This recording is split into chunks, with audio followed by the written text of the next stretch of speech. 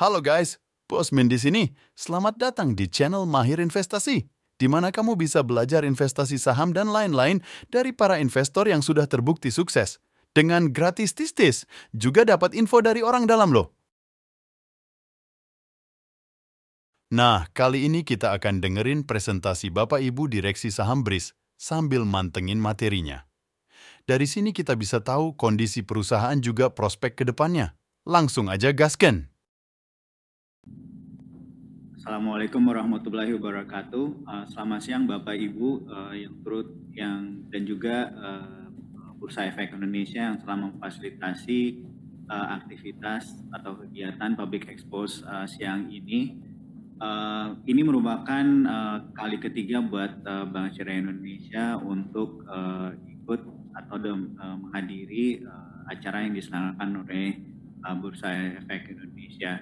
Mungkin sedikit gambaran mengenai Bank Syariah Indonesia, di mana selama 2,5 tahun perjalanan kami, baik setelah operational merger maupun legal merger secara financial sampai dengan kuartal ketiga tahun 2023, kami berhasil memberikan pertumbuhan yang positif, baik dari sisi aset maupun kualitas dan juga profitabilitas. Selain itu juga kami turut aktif dalam pengembangan pasar modal di Indonesia, di mana tahun lalu dari sisi pasar ekuitas atau saham kami telah menyelesaikan salah satu penggalangan dana melalui right issue, di mana kami berhasil mendapatkan 5 triliun.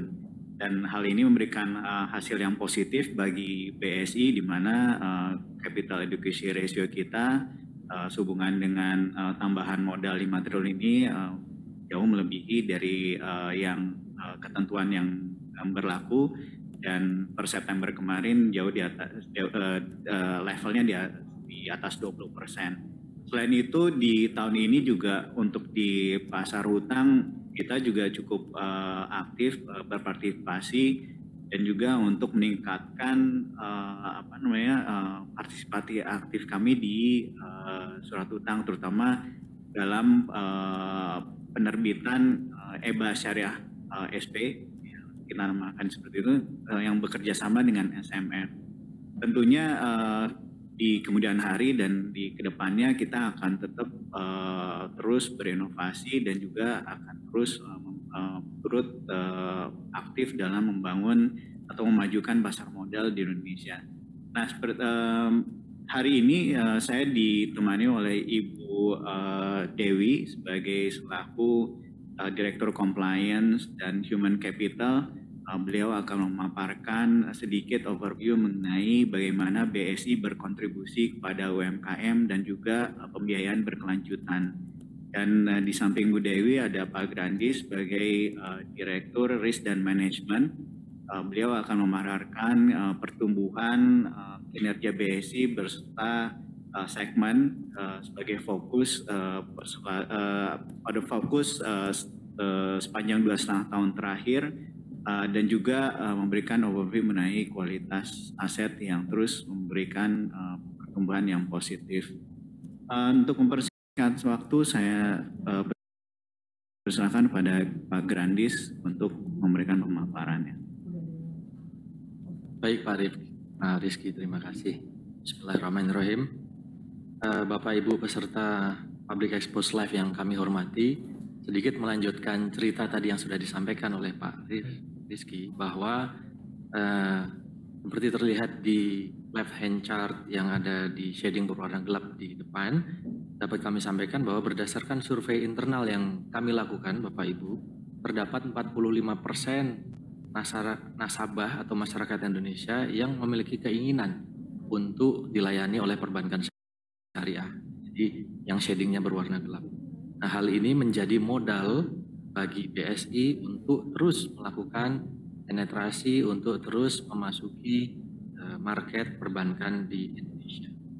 Di BSI kami memiliki pemahaman bahwa kebutuhan manusia tidak hanya sebatas financial aspects, bagaimana ditunjukkan di segitiga kanan, tapi juga ada kebutuhan untuk mendapatkan spiritual dan juga sosial. Sehingga kami BSI berusaha untuk memenuhi semua kebutuhan tersebut dengan menyediakan solusi perbankan yang sesuai dengan keinginan dari nasabah kami. Selanjutnya, dari sisi perkembangan BSI selama 2,5 tahun ini tentunya juga didukung dengan perkembangan infrastruktur yang memadai. Hendak merger, kami menyadari bahwa skala bisnis merupakan modal penting untuk melayani nasabah kami. Kami sampaikan bahwa selama 2,5 tahun ini BSI telah menutup lebih dari 200 cabang di seluruh Indonesia. Hal ini semata-mata kami lakukan dengan pertimbangan adanya ketidakefisienan yang mengharuskan kami untuk merelokasi cabang-cabang ex-legacy yang letaknya berdekatan satu dengan yang lainnya. Jadi secara paralel kami juga merancang dan juga memberikan panduan merancang kembali bisnis model dari cabang-cabang kami serta memberikan konsep bisnis yang sesuai untuk setiap cabang agar mereka dapat beroperasi secara lebih menguntungkan.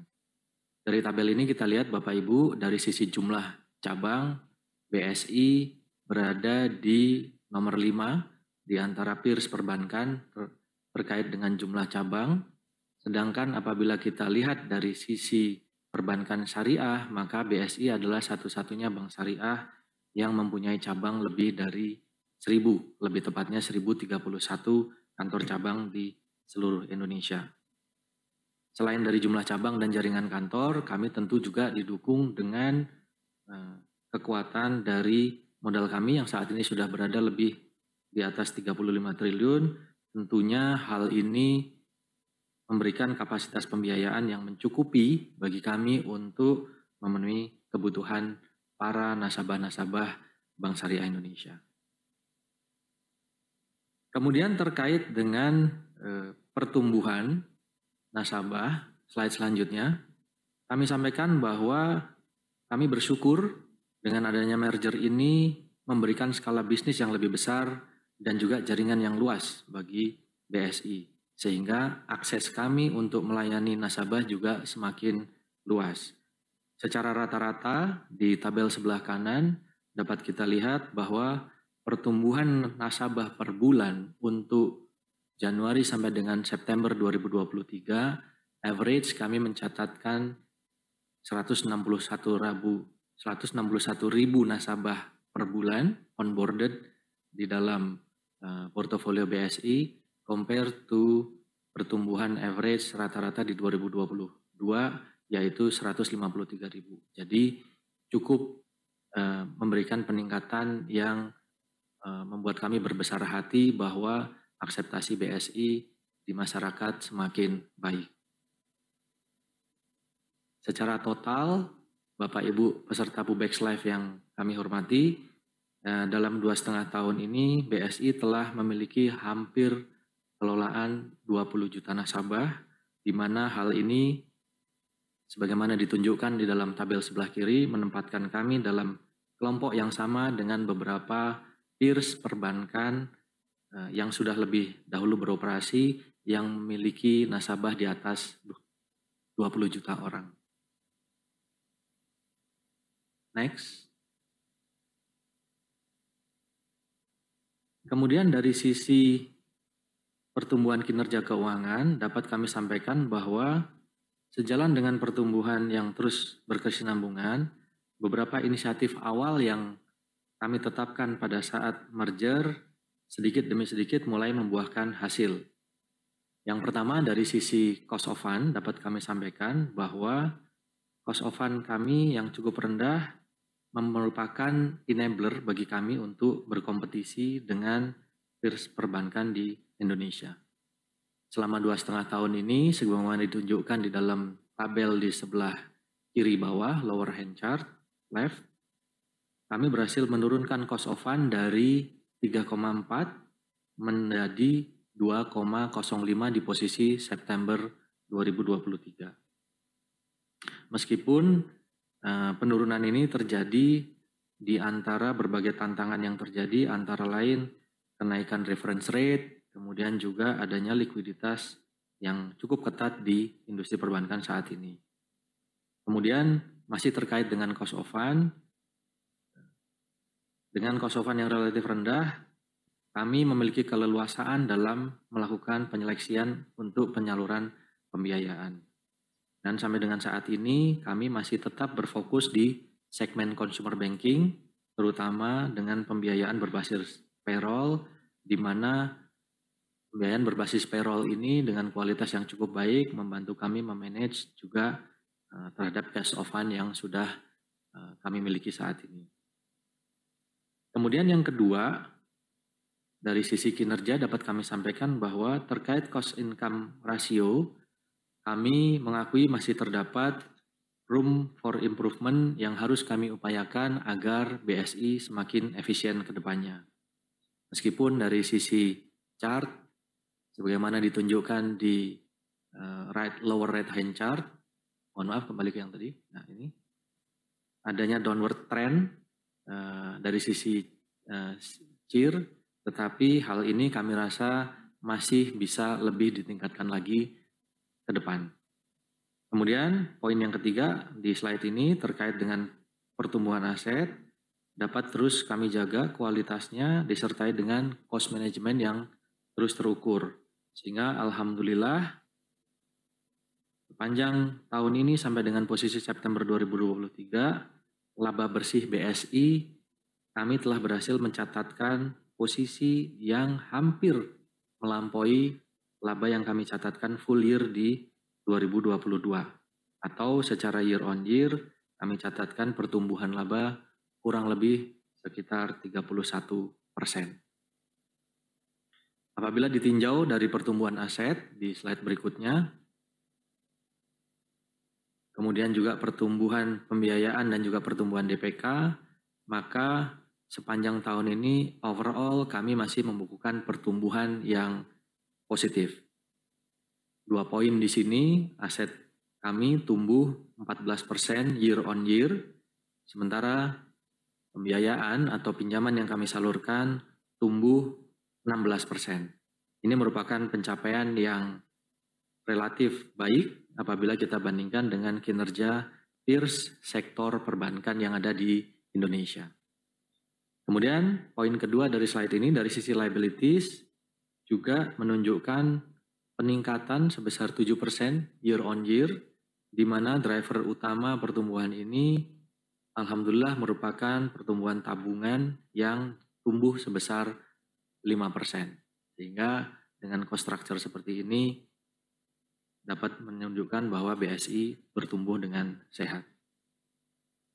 Kemudian di slide berikutnya, apabila kita bandingkan dengan industri perbankan nasional dengan angka-angka parameter yang kita dapatkan di posisi Juni, dengan kinerja yang kami paparkan sebelumnya, tentunya ini merupakan refleksi dari performa BSI di industri. Beberapa parameter yang ditunjukkan di sini antara lain Bapak Ibu peserta Pubex yang kami hormati. Yang pertama, posisi Juni dibandingkan dengan average perbankan, aset kami tumbuh sebesar 13,08%, di mana industri posisi Juni sebesar 7,21%. Begitupun dengan pembiayaan, kami tumbuh 16%, sedangkan industri berada di angka 7,76%. Secara kualitas aset, meskipun pembiayaan tumbuh dengan baik, tetapi secara kualitas NPF bisa kita jaga dengan baik. Di sini ditunjukkan dengan angka yang lebih baik daripada industri, di mana kami catatkan posisi NPF gross kami di 2,31, sedangkan industri perbankan posisi Juni sebesar 2,43%. Kemudian terkait dengan poin yang ada di 2 slide sebelumnya, dengan terjaganya cost of fund dan masih terus bertumbuhnya tabungan, maka BSI berhasil mencatatkan NIM sebesar 5,93%. Ini juga lebih baik dibandingkan dengan rata industri pada posisi pelaporan yang sama. Dari sisi ROI pun, BSI juga mencatatkan angka yang lebih baik dibandingkan rata-rata industri, yaitu kami berada di angka 17,2%. Kalau kita melihat dari sisi industri perbankan sebagaimana di sini, kita juga perlu melihat perbandingan apabila BSI dibandingkan dengan industri perbankan syariah. Di slide berikutnya, kita melihat bahwa apabila dibandingkan dengan industri perbankan syariah, secara umum kami memang mencatatkan LDR atau Financing to Deposit Ratio yang lebih tinggi dengan perbankan syariah, namun ROE yang bisa kita catatkan atau yang kita salurkan memberikan return yang juga lebih baik. Sementara biaya operasional dan juga NPF dapat kita jaga serupa dengan industri atau bahkan lebih baik. Bapak Ibu, peserta PUBEX yang kami hormati, ketika BSI kita bandingkan dengan top 10 perbankan yang ada di Indonesia, strategi pertumbuhan kami, bisa di slide-nya next. Oke. Jadi ini kami langsung masuk kepada segmen consumer yang menjadi fokus utama pertumbuhan. Nah, dari sini Bapak Ibu dapat kami sampaikan bahwa sebagaimana kami highlight di 3 slide yang sebelumnya, consumer memang masih menjadi fokus kami sejak BSI dilakukan merger 2,5 tahun yang lalu. Nah, kita bisa melihat bahwa dari segmen consumer saat ini kami melihat hasilnya dari fokus pertumbuhan kami tersebut, pertumbuhan kita catatkan sebesar 17,59% year on year dengan proporsi pembiayaan yang mencapai 55%. Apabila dibandingkan dengan segmen lain, tentu segmen consumer ini memberikan yield yang lebih sehat dan juga kualitas yang lebih baik. Kalau kita menggunakan proxy COC, maka consumer kami catatkan posisi September 2023 COC-nya kurang dari 1%. Sedangkan dari sisi wholesale, dengan kelebihan yang kami miliki atas cost of fund yang cukup baik, sebagaimana kami sampaikan sebelumnya, maka hal tersebut juga mengenable atau memampukan kami untuk bersaing dengan perbankan lainnya dalam rangka penyaluran pembiayaan ke segmen wholesale. Selain itu, pembiayaan segmen wholesale ini juga bertujuan untuk mendapatkan selain nasabah yang baik, tentu juga kami harapkan adanya cross-selling dengan produk-produk consumer, sehingga secara blended yield yang kami dapatkan akan bisa semakin lebih baik. Selain itu, sepanjang 2023 dan juga sepanjang merger, pertumbuhan wholesale diiringi dengan penerapan risk management yang juga tepat, kami dapat menjaga kualitas dari new booking di segmen wholesale mempunyai NPF yang baik. Kemudian dari sisi aset selanjutnya, dapat kami sampaikan bahwa untuk meningkatkan kualitas aset, apabila kita bandingkan antara aset onwards atau aset yang dibuku selama pasca merger dibandingkan dengan aset-aset legacy, maka dapat terlihat bahwa semakin besar proporsi dari aset-aset pasca merger. Pembiayaan dari entitas yang kita onboard atau kami underwrite pasca merger makin mendominasi dengan kualitas pembiayaan yang juga baik tercermin dari angka NPF dan juga dari COC. Sedangkan apabila kita bicara mengenai coverage, maka rencana kami untuk menambahkan cadangan masih terus berjalan, masih terus berlangsung, karena saat ini coverage NPF kami sudah mendekati target awal kami di angka 1,9 kali atau 190%. Terhadap aset-aset tax legacy ini, di slide berikutnya, mohon dibantu, dapat kami sampaikan bahwa kualitasnya juga semakin membaik, dibuktikan dengan proxy call 2 dan juga NPF yang juga semakin membaik. Next. Bapak Ibu, terkait dengan currency, maka dominasi aset kami masih mayoritas berada di aset-aset berdenominasi IDR. Jadi exposure kami terhadap mata uang asing masih relatif dapat di-manage. Hal ini tentunya karena adanya natural hedge di mana memang kami juga memiliki pendanaan yang cukup baik di dalam mata uang USD. Jadi perlu juga di-note bahwa posisi di September 2023, total pembiayaan yang kami salurkan dalam denominasi USD hanya mencakup kurang lebih sekitar 1,74% dari keseluruhan total pinjaman. Sehingga mayoritas lebih dari 98% masih berada di kami salurkan dalam mata uang rupiah.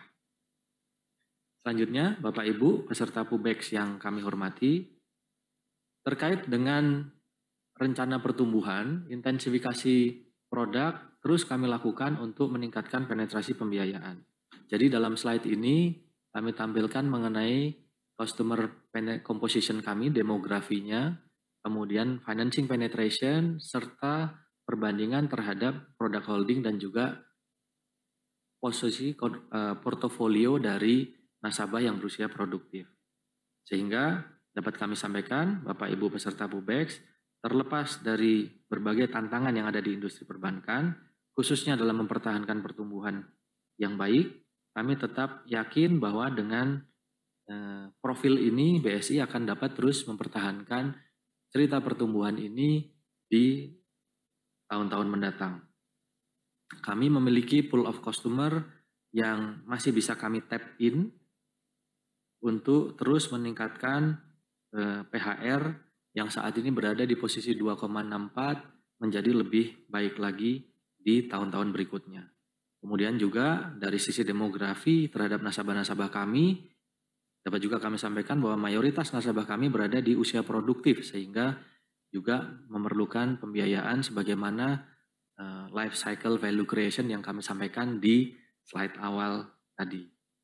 Akhir kata, dari sisi performa dan kinerja, menurut hemat kami, maka kami melihat bahwa secara demand masih akan ada, Bank BSI masih akan terus mempunyai customer yang akan bisa di-onboard.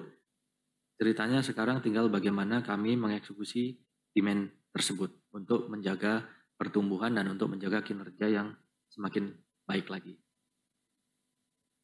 Untuk pemaparan selanjutnya, Bapak Ibu peserta PUBEX Live yang kami hormati mengenai pembiayaan berkelanjutan akan disampaikan oleh Ibu Tribuana Tunggadewi. Terima kasih. Baik, terima kasih Pak Grandis. Bismillahirrahmanirrahim. Assalamualaikum warahmatullahi wabarakatuh. Bapak Ibu peserta Public Expose yang kami hormati, melanjutkan pemaparan yang disampaikan oleh Pak Grandis terkait dengan pertumbuhan UMKM di Indonesia.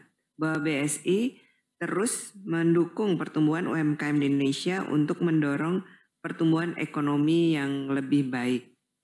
Dilihat dari rasio perkembangan inklusif makroprudensial atau biasa disingkat dengan RPIM sebesar 34,75% dari total pembiayaan merupakan pembiayaan inklusif. Selain itu, BSI juga membangun UMKM Center yang berada di jaringan, yakni di Aceh, Yogyakarta, dan Surabaya dengan total 2.526 nasabah binaan. Selanjutnya,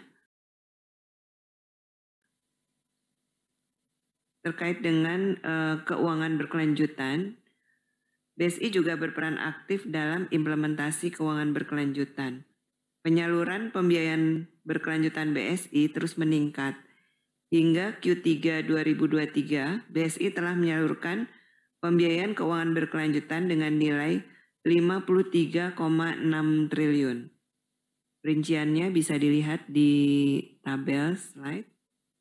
Dengan porsi penyaluran ke UMKM sebesar 43,4 triliun dan 10,2 triliun kegiatan usaha berkelanjutan. Langkah ini sesuai dengan kebijakan pemerintah untuk mendorong pertumbuhan ekonomi UMKM. BSI juga terus berperan aktif dalam implementasi Sustainable Operation sebagai upaya pengurangan emisi gas rumah kaca dengan energi efisiensi, yaitu pembangunan Green Building Landmark di Aceh yang beberapa waktu yang lalu sudah dilakukan topping off dan direncanakan tahun depan sudah akan selesai insya Allah. Kemudian penggunaan solar panel ini ada di beberapa outlet yaitu di BSI Majestic Jakarta dan di Mataram, dan penggunaan motor listrik untuk operasional kantor. Yang kedua adalah waste management, yaitu pemasangan RVM atau reverse vending machine. Slide di 50 titik mungkin di slide selanjutnya ya. Ada pemasangan mesin reverse vending machine itu di 50 titik, dan dari 50 titik itu sebanyak 17,2 ton sampah plastik telah didaur ulang yang mampu mengurangi jejak karbon sebesar 63,4 ton CO2. Kemudian yang ketiga adalah reduction of paper use, yaitu mengurangi penggunaan kertas dan ATK karena kita melakukan komunikasi secara digital.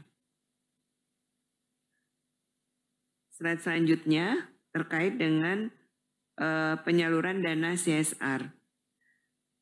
BSI telah menyalurkan dana CSR sebesar 177,5 miliar hingga September 2023 yang terbagi dalam 4 program, di mana program yang pertama adalah sosioekonomi.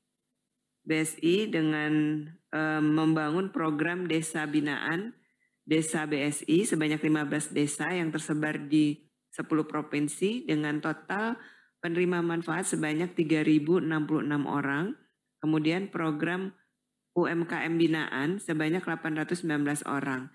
Sehingga total penyaluran untuk sosioekonomik ini ada sebesar 21,3 miliar. Sedangkan di bidang spiritual, berupa penyediaan sarana ibadah masjid dan musola serta mobil musola dengan total penyaluran sebesar 37,9 miliar. Sedangkan dalam pengembangan people, BSI melaksanakan program beasiswa berprestasi dari tingkat sekolah dasar hingga perguruan tinggi dengan total penerima manfaat sebesar 4.913 orang dan bantuan kesehatan masyarakat dan mobil ambulans. Sehingga total penyaluran untuk program people adalah sebanyak 57,6 miliar. Kemudian di bidang charity and environment ada santunan kepada 2.222 anak yatim, program BSI Sustainable Movement dan juga program gotong royong pohon BUMN sebanyak 3.000 pohon, total penyaluran 60,7 miliar. Selanjutnya adalah mengenai pengakuan dari berbagai pihak atas dedikasi dan kinerja BSI. Alhamdulillah hingga November 2023 BSI telah menerima 107 penghargaan dan diantaranya adalah GIFA Market Leadership Award 2023 dari Global Islamic Finance Award 2023. Kemudian the best of the best Islamic Financial Performance Islamic Commercial Banking in 2022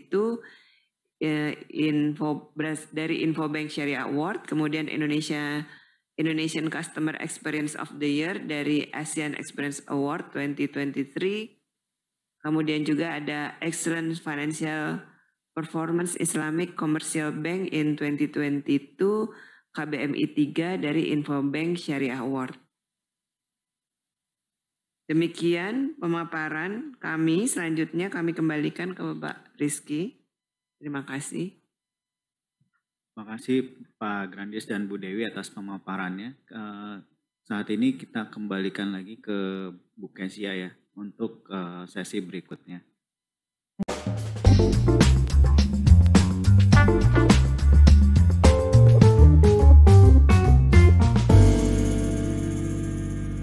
Dari dari Bapak atau Ibu Abdal Syafei. Ada 2 pertanyaan Bapak Ibu manajemen. Yang pertama, sudah sejauh mana progres proyek Super Apps BSI dan kapan akan dirilis? Dan pertanyaan yang kedua, sudah sejauh mana progres BSI yang akan menggandeng investor strategis yang akan menggantikan BNI dan BRI di susunan pemegang saham perseroan? Dan seperti apa karakteristik investor strategis yang diinginkan BSI untuk menjadikan BSI sebagai top 8 syariah banking in the world? Kami persilahkan untuk pertanyaan ini kepada Bapak dan Ibu manajemen.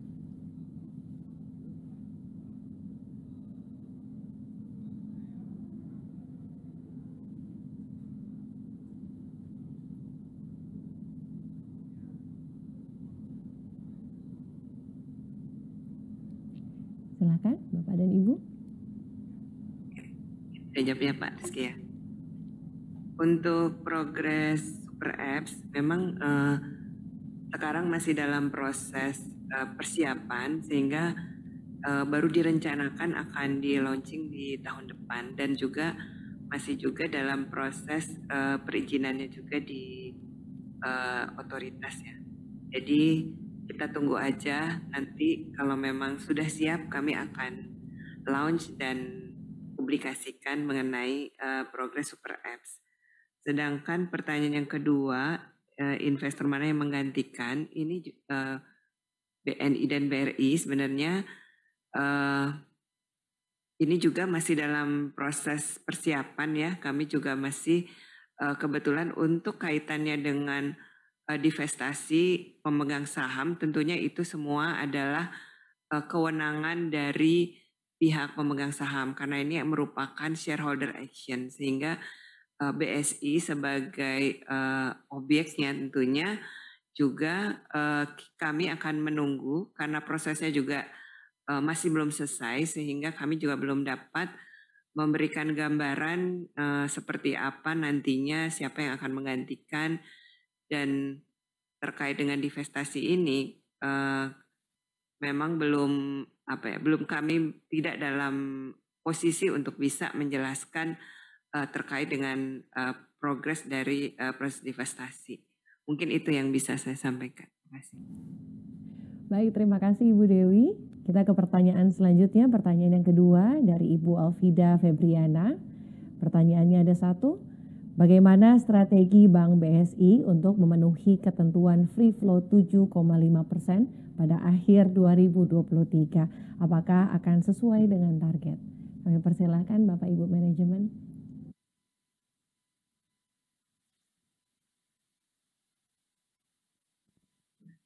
Terima kasih Bu Elvida pertanyaannya. Jadi memang untuk ketentuan free float minimum 7,5% ini alhamdulillah kita udah mencapai ya. Kalau misal dilihat dari komposisi pemegang saham saat ini untuk yang free float sekarang kita udah hampir mencapai 10%.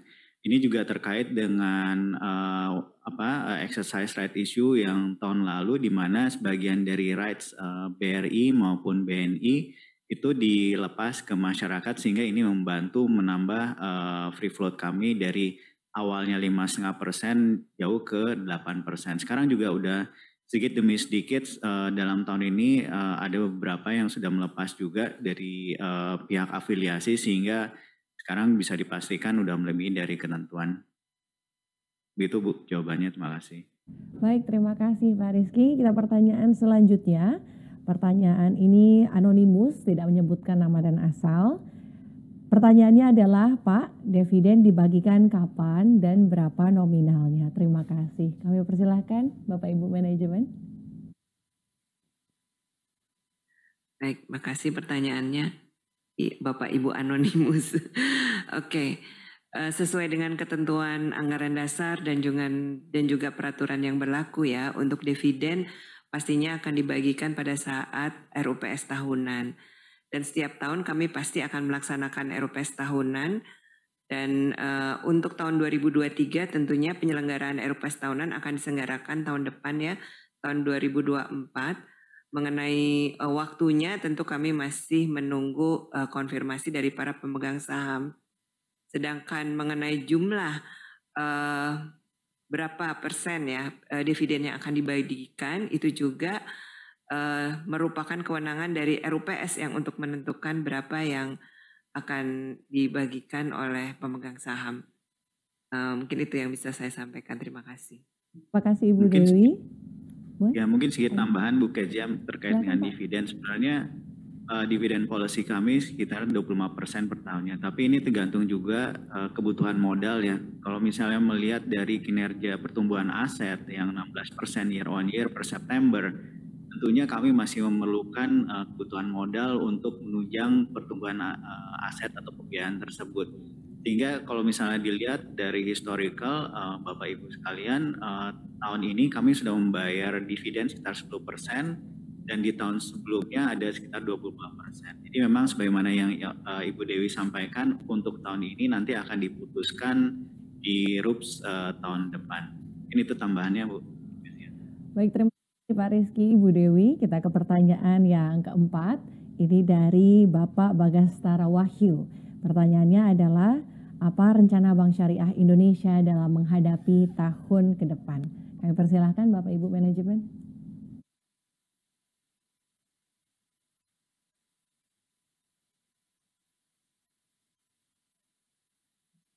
Baik, makasih Pak Bagas. Jadi memang sebagaimana yang disampaikan Pak Grandi sebelumnya, memang ada 3 segmentasi di buku kami saat ini. Jadi kalau misalnya lihat dari loan mix, jadi memang masih di majority, masih di bagian consumer, dan dari sisi consumer itu tentu ada beberapa produk yang tentunya jadi backbone pertumbuhan kami ke depannya. Tentunya kalau misalnya dilihat dari pertumbuhan dari sisi consumer, tentunya untuk yang payroll base ataupun pension financing itu masih tetap kami fokuskan. Not to mention also yang bagian dari mortgage maupun automotive financing, kalau misalnya dilihat dari pertumbuhan year on year ini juga cukup signifikan. Dan lainnya adalah yang menarik lagi yang mungkin di bank konvensional tidak bisa diberikan adalah atau ditawarkan adalah pembiayaan emas. Jadi kalau misalnya dilihat di sini juga makin bertumbuh, mungkin ini juga salah satu driver kami ke depannya untuk menjaga pertumbuhan.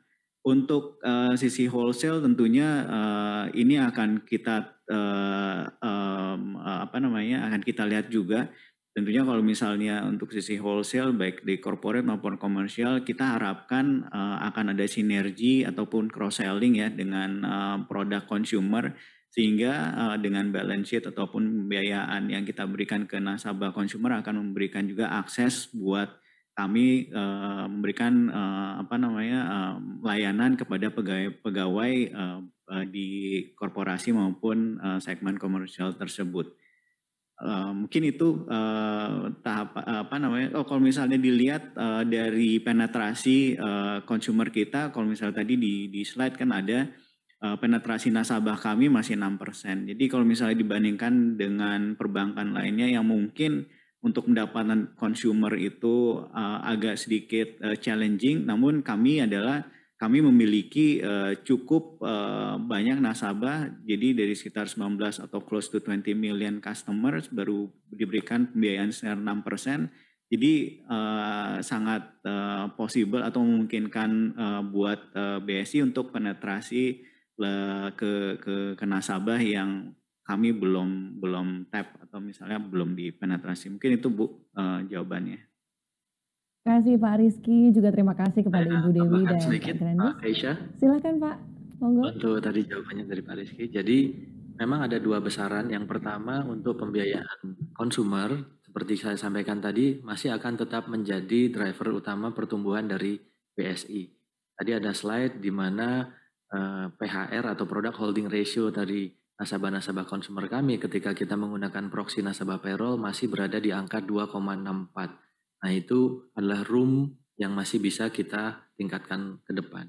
Nah dari sudut yang kedua terkait dengan pembiayaan di segmen wholesale, dalam hal ini corporate dan komersial, di mana kami harapkan atau kami sudah canangkan pembiayaan terhadap segmen wholesale ini harus membawa value chain creation kepada segmen-segmen yang ada di bawahnya. Jadi pembiayaan yang kami berikan kepada segmen korporasi dan juga segmen komersial tentu harus diikuti dengan pembiayaan ikutan dari segmen consumer, retail, dan juga bahkan sampai nanti ke segmen-segmen personal yang ada di bawahnya. Sehingga dengan demikian apabila kita melihat dari portofolio existing nasabah kami, maka kita juga melihat secara demografis masih sangat terbuka untuk kita bisa meningkatkan kedua hal tersebut dari sisi banyaknya nasabah atau banyaknya debitur kami yang berada di usia produktif. Saya rasa dari situ demand ada, seperti saya sampaikan tadi, tergantung bagaimana kita mengeksekusi dan juga strategi kita untuk bisa membuat blended income kita menjadi lebih baik lagi. Terima kasih. Baik, terima kasih Pak Grandis, terima kasih juga Pak Rizky dan juga Ibu Dewi atas jawaban-jawaban yang telah diberikan. Dan demikianlah sesi tanya jawab Public Expose PT Bank Syariah Indonesia Tbk. Kami mohon maaf apabila ada pertanyaan Bapak Ibu peserta yang belum terjawab. Nah, sekian penjelasan dari para direksi perusahaan. Semoga bermanfaat untuk keputusan investasimu. Jangan lupa like dan subscribe ya, biar channel ini bisa terus lanjut. Terima kasih, sampai jumpa lagi di video berikutnya. Salam sehat, salam cuan.